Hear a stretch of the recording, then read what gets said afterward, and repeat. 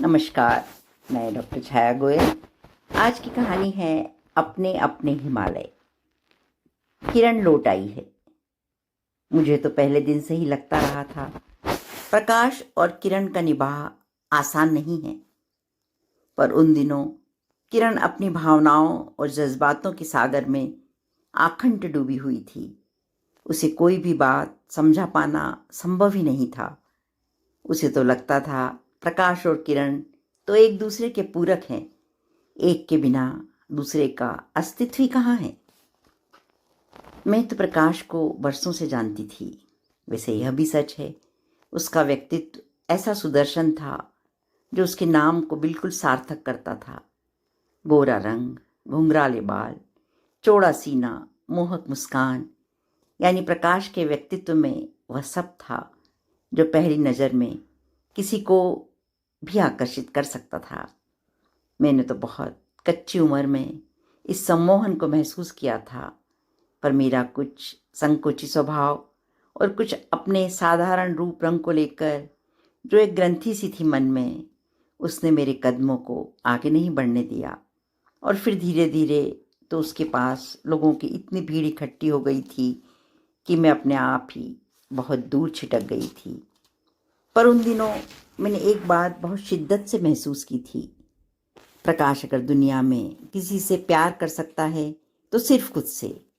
उसे अपने आप से इस कदर प्यार था कि वहाँ कभी किसी और के लिए जगह बन सकेगी, मुझे नहीं लगता था। हाँ, यह भी सच है कि किरण से उसकी पहचान मैंने ही करवाई थी। मैं और किरण दोनों बेंगलोर के एक बड़े इंस्टीट्यूट में नौकरी कर रहे थे, अपने अपने घरों से दूर। यहाँ हम ही एक दूसरे का सहारा थे। शनिवार इतवार 2 दिन छुट्टी होती तो आसपास कहीं भी घूमने निकल जाते। इस बार 3 दिनों का लगातार अवकाश था तो हमने ऊटी जाने का प्रोग्राम बना लिया और वहीं प्रकाश से मुलाकात हुई थी। वह भी मद्रास में नौकरी कर रहा था और अपने दोस्तों के साथ छुट्टियां मनाने ऊटी आया हुआ था। साइट सीइंग के लिए जो टैक्सी हमने की थी, उसके टैक्सी वाले को सख्त ताकीद कर दी थी कि बाकी 3 सवारी कोई फैमिली वाले होना चाहिए। पर जब वहाँ पहुँचे तो 3 लड़कों को खड़ा पाया। बिना उनका चेहरा देखे किरण तो टैक्सी वाले से बुरी तरह उलझ पड़ी थी। अभी हमारा झगड़ा चल ही रहा था कि उनमें से एक ने पलटकर हमारी ओर देखा। अरे प्रकाश, ओ तुम हो कोकिल कंठी। प्रकाश मुझे ऐसे ही पुकारा करता था। बस फिर तो सब झगड़ा भूलकर हम लोगों ने वह ट्रिप बहुत एंजॉय की थी। और किरण तो बस प्रकाश प्रकाश और प्रकाश के अलावा सब कुछ भूल गई थी। 3 दिन पलक झपकते बीत गए थे। बेंगलोर लौटे तो किरण कुछ चुप चुप सी हो गई थी। मैं सब कुछ समझ कर भी नासमझ बन रही थी। प्रकाश को मैं बरसों से जानती थी और अब किरण के साथ भी बरस भर से रह रही थी। मुझे लग रहा था जो छोटी सी चिंगारी मुझे नज़र आ रही है वह आग न बने, यहीं बुझ जाए तो बेहतर होगा। मगर नियति के लिखे को बदलना शायद किसी के वश की बात नहीं। अगले ही शुक्रवार को प्रकाश का फ़ोन आ गया कि इस शनिवार या इतवार वह बेंगलोर आ रहा है। हम लोगों ने पहले ही कहीं जाने का कार्यक्रम बना रखा था, पर किरण ने एक पल भी गंवाए बिना उसे कैंसिल कर दिया। उसके चेहरे पर एक खास चमक आ गई थी। मैंने दबी जबान से उसे समझाना भी चाहा था, पर उसकी दशा तो उस चातक पक्षी की तरह हो रही थी जिसे लंबे इंतजार के बाद स्वाति की बूंदें मिली हों और वह दुनिया जहान से बेखबर उसके रसास्वादन में मग्न हो। और फिर तो यह हर बार का नियम सा बन गया। कभी प्रकाश यहाँ, कभी किरण की मुझे साथ लेकर मद्रास चलने की जिद। 2 एक बार तो मैंने उसका साथ दिया, पर फिर मुझे लगने लगा था जैसे मैं उनके बीच अनावश्यक तत्व होने लगी हूँ। मैं कुछ छोटे मोटे बहाने बनाकर उनके बीच से हटने लगी थी। और एक रात किरण ने मुझे अपना निर्णय सुनाया था। कोकिल, मैं और प्रकाश शादी करने जा रहे हैं। मेरी समझ में नहीं आ रहा था क्या कहूँ। जो चल रहा था उसका अंत यही होना था। पर क्या मुझे किरण को एक बार आगाह करना चाहिए? इस एक साल में ही मुझे उससे बेहद लगाव हो गया था। वह एक बेहद संवेदनशील लड़की थी, ऊर्जा से भरी हुई। उसका कैरियर भी बहुत अच्छा चल रहा था और अभी यहाँ भी एक ऊंची पोजीशन पर वह काम कर रही थी। कुछ समझ में नहीं आया तो एक बेतुका सा सवाल मैंने जड़ दिया था, नौकरी का क्या करोगी? छोड़ दूंगी और क्या, किरण ने जवाब देने में एक क्षण भी नहीं लगाया था। पर पहले कोई दूसरा जॉब मिल तो जाए। क्यों, तेरे हिसाब से क्या मुझे दूसरी नौकरी नहीं मिलेगी? नहीं, ये बात नहीं, पर फिर भी इसी स्टेटस की, इतने अच्छे इंस्टीट्यूट की नौकरी यूं ही छोड़ना, सोच ले, फिर कहीं पछताना ना पड़े। कोकिल, तू कहना क्या चाहती है? साफ साफ कह। किरण के अंदाज से लगा उसे मेरा यह रुख पसंद नहीं आ रहा है। समझ में नहीं आ रहा था क्या और कैसे कहूँ कि वह मेरी बात को समझ भी ले और हमारे बीच कटुता भी उत्पन्न न हो। मुझे लगता है तुझे एक बार और सोचना चाहिए। यह कहीं जल्दबाजी में लिया गया निर्णय न साबित हो। लाख चाहने पर भी पता नहीं मैं अपनी बात वजनदार शब्दों में क्यों नहीं रख पा रही थी। लगा किरण की चुपती हुई आंखें मेरे आर पार हो जाना चाहती हैं। साफ साफ कहो ना, तुम नहीं चाहती कि मैं प्रकाश से शादी करूं? हाँ, यही समझ लो किरण। अब क्या यह इसलिए कि तुम भी उसे प्यार करती हो? लगा जैसे भरे बाजार में किसी ने चांटा मार दिया हो। किरण, कोकिल, कहो कहो कहो कि यह सच नहीं है। मैंने हताशा से सिर झुका दिया। कहना तो चाहा कि आज नहीं, आज यह सच नहीं है। हाँ, कभी यह जरूर सच था और इसीलिए मैं चाहती थी कि मैंने अपने अनुभवों से जो सीखा है वह उसका फ़ायदा उठाए। पर नहीं, शायद कोई फ़ायदा नहीं था। जैसी इस वक्त उसकी मन स्थिति थी, उसमें उसे मेरी हर बात गलत लगती और मैंने ही हथियार डाल दिए थे। हो सकता है अब कुछ बदल गया हो प्रकाश, या किरण का प्यार उसे बदल दे। फिर तो 2-3 माह कहाँ निकल गए पता ही नहीं चला। किरण की शादी की तैयारियों में उसके माता पिता को मनाने से लेकर सारी खरीदारी सब कुछ मैंने बहुत उत्साह से किया। थोड़े समय के लिए आ गई कटुता को दोनों ने ही भुला दिया। शादी को 4 दिन ही रह गए थे। हम भी अपना सब सामान बांधकर इंदौर जाने की तैयारी कर रहे थे। मैंने बेहद संजीदा होकर किरण से कहा था, किरण एक बात कहूँ, वादा करो तुम मेरी यह बात अवश्य मान लोगी, बिना किसी बहस के। किरण की प्रश्नवाचक निगाहें मेरी ओर उठ गई थी, जैसे पूछ रही हो अब फिर क्या हो गया? नहीं नहीं, ऐसी कोई बात नहीं। फिर भी मुझे लगता है, मैं चाहती हूँ किरण, अभी तुम यह नौकरी मत छोड़ो। बड़ी कठिनता से मैंने अपना वाक्य पूरा किया। तुम लंबी छुट्टी भी तो ले सकती हो। हमें साल भर हो गया है। हमारे वरिष्ठ अधिकारी भी हमसे बहुत खुश हैं। 2-3 महीनों की छुट्टियां तो मिल ही जाएंगी। फिर उसके बाद तुम चाहो तो रिज़ाइन कर देना। किरण ने नज़रें उठाकर मुझे देखा। उन निगाहों में ऐसा कुछ था कि एक बार तो मुझे लगा शायद यह कहकर मैंने कोई बहुत बड़ी गलती कर दी है। पर परोक्ष रूप में उसने सिर्फ ठीक है इतना भर कहा और फिर उठकर किचन में कॉफ़ी बनाने चली गई। 3 बज गए थे और 5 बजे हमारी ट्रेन थी। सब कुछ बेहद अच्छी तरह निपट गया था। सभी खुश थे और मैं भी अब सारी आशंकाओं को परे हटाकर स्वाभाविक रूप से उनकी खुशियों में शामिल थी। शादी के बाद किरण और प्रकाश घूमने निकल गए। मैं भी 2-4 दिन घर पर रुकी और फिर आ गई अपनी नौकरी पर। शुरू शुरू में तो किरण के बिना बेहद खाली खाली लगता था। वैसे 2-4 दिन में उसका फ़ोन आ जाता था।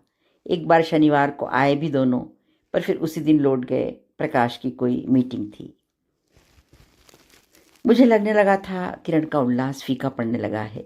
अब फ़ोन भी कम आने लगे थे और आते तो आवाज़ में अब पहले सी खनक भी महसूस नहीं होती थी। मैं सिर को झटका देती, नहीं नहीं, ऐसा कुछ नहीं। मैं ही बेहद निगेटिव थिंकर हूँ। कुछ तबीयत वगैरह ख़राब होगी, ऐसे तो चलता ही रहता है। पर अब 3 महीनों की छुट्टियों के बाद जब वो लौटी है तो लग रहा है किरण लौट आई है। प्रकाश नहीं आए? नहीं, उसे कुछ ज़रूरी काम से दिल्ली जाना पड़ गया। सवेरे तो बस इतनी ही बर्बाद हुई। रात को फुर्सत से बैठे तो लगा जैसे वह कुछ कहना चाह रही है, कोई बात है जो होठों तक आकर ठहर जाती है। ए किरण, खुश है ना तू? प्रकाश जी ख्याल तो रखते हैं? मैंने ही बात शुरू करने की गरज से छेड़ा उसे। हाँ हाँ, ठीक ही हूँ, उसने आंखें बंद किए ही जवाब दिया। मैं अपने बिस्तर से उठकर उसके पास आ गई। किरण, बात क्या है? ओहो, कुछ बात नहीं यार, चल सो जा, बहुत नींद आ रही है। यह सफ़र भी अच्छा खासा थका डालता है। मुझे कुछ अजीब सा लगा। किरण को और सफ़र थका डालता है? इंदौर से जब बंगलोर आते 15 मिनट बाद वह बाहर जाने के लिए तैयार मिलती। चल बाजार घूम कर आए। मैं लाख कहती, भाई इतने लंबे सफ़र से आए हैं, अभी कुछ आराम कर ले। पर उसमें न जाने कहाँ की ऊर्जा भरी थी। साथ रहने वाले भी ऊर्जा से भर उठते थे। और आज कुछ बात तो ज़रूर है। ठीक है, पर शायद वह अभी बताना नहीं चाहती, तो न सही। मैं भी उठकर फिर अपने बिस्तर पर आ गई। बात दूसरे दिन ही समझ में आ गई। सवेरे मेरे साथ साथ ऑफिस जाने के लिए तैयार होने लगी किरण। तो मैंने पूछ लिया, किरण रिज़ाइन नहीं कर रही हो तुम? नहीं। लगा गला रुंधा हुआ है उसका। पास पहुंचकर देखा तो आंखें डबडबाई हुई थी। मैंने उसके दोनों हाथ पकड़कर लगभग जबरदस्ती उसे पलंग पर बिठा दिया। किरण, क्या क्या है? क्या एकाएक मैं तेरे लिए इतनी पराई हो गई हूँ? तू इतनी परेशान है और मुझे कुछ बताती नहीं। मेरी गोद में सिर रखकर फूट पड़ी वह। मैंने भी उसे चुप कराने की कोशिश नहीं की। अच्छा है, रोने से जी हल्का हो जाए, तभी कुछ कह सकेगी। थोड़ी संयत हुई तो वह उठ बैठी। अभी देर हो रही है कोकिल, चल ऑफिस चलते हैं, लौट कर सब कुछ कहूँगी। शाम को चाय का कप हाथ में लेकर बैठे तो बड़े शांत और संयत स्वर में बात किरण ने ही शुरू की। कोकिल, तेरा कहना ठीक था, प्रकाश के साथ निभाना आसान नहीं। यूँ देखा जाए तो कुछ बुराई नहीं है उसमें। फिर भी शायद मैं भी समझ नहीं पा रही हूँ कहाँ क्या गलत है। ऐसा भी नहीं कि मैंने कोशिश नहीं की। तू तो जानती है मुझे। मैंने तो और अधिक चैलेंज की तरह लिया इसको। मैंने चाहा, दिल से चाहा कोकिल, यह संबंध, क्योंकि मैंने बनाया है, बना रहे। बात क्या है आखिर? पता नहीं क्यों अभी से लगने लगा है हम एक दूसरे की चाहत नहीं, ज़रूरत बनते जा रहे हैं। अभी तो चंद महीने बीते हैं, इस तरह सारी ज़िंदगी कैसे गुजरेगी? सुबह उठकर बैठती, फिर अच्छा नाश्ता और लंच पैक बना दूँ, रात को डाइनिंग टेबल पर डिनर और बिस्तर पर खुद को खूबसूरत ढंग से प्रस्तुत कर दूँ। वह तनख्वाह मिलने पर साड़ी ले आए या कोई और उपहार। पता पता नहीं गलत क्या है, पर मैं इतना जानती हूँ, मैंने ऐसी ज़िंदगी नहीं चाही थी। किरण, तू ठीक से समझा नहीं पा रही, पर फिर भी मैं समझ रही हूँ।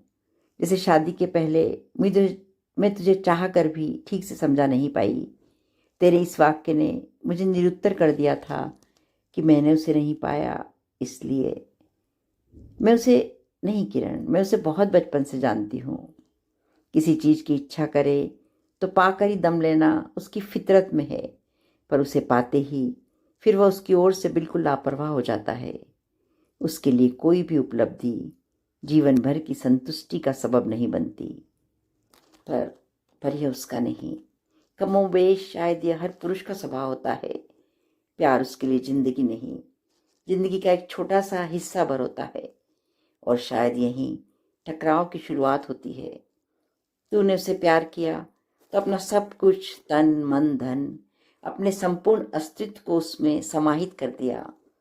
पर प्रत्युत्तर में जब तूने पाया कि वह तेरी खुशी के लिए अपनी एक मीटिंग भी 5 मिनट इधर उधर नहीं करता, तो एक असंतोष ने तेरे अंदर जन्म लिया।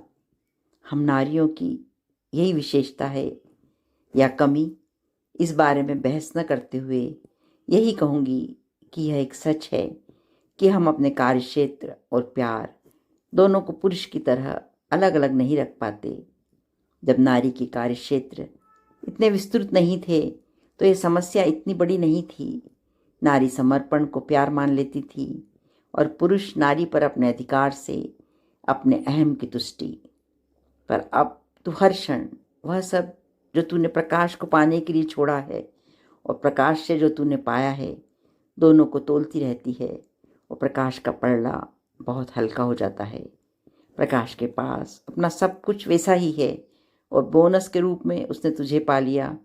तुझे ऐसा लगता है? नहीं, शायद तो कुछ हद तक ठीक कह रही है कोकिल, पर बिल्कुल ऐसा ही नहीं है। मैंने जो कुछ भी छोड़ा है अपनी इच्छा से। अगर हमें साथ रहना था तो किसी एक को अपनी नौकरी छोड़नी ही थी और स्वाभाविक यही था जो मैंने किया। इसका कोई दुख मुझे नहीं। पर प्रकाश कम से कम इस बात को महसूस तो करे। जानती है कोकिल, उसी के ऑफिस में एक पोस्ट खाली हुई अभी अभी। उसने खुद मुझे बताया भी नहीं उसने मुझे। जब उसी के कलीग से पता लगा तो जानती है उसने क्या कहा? उसने क्या कहा?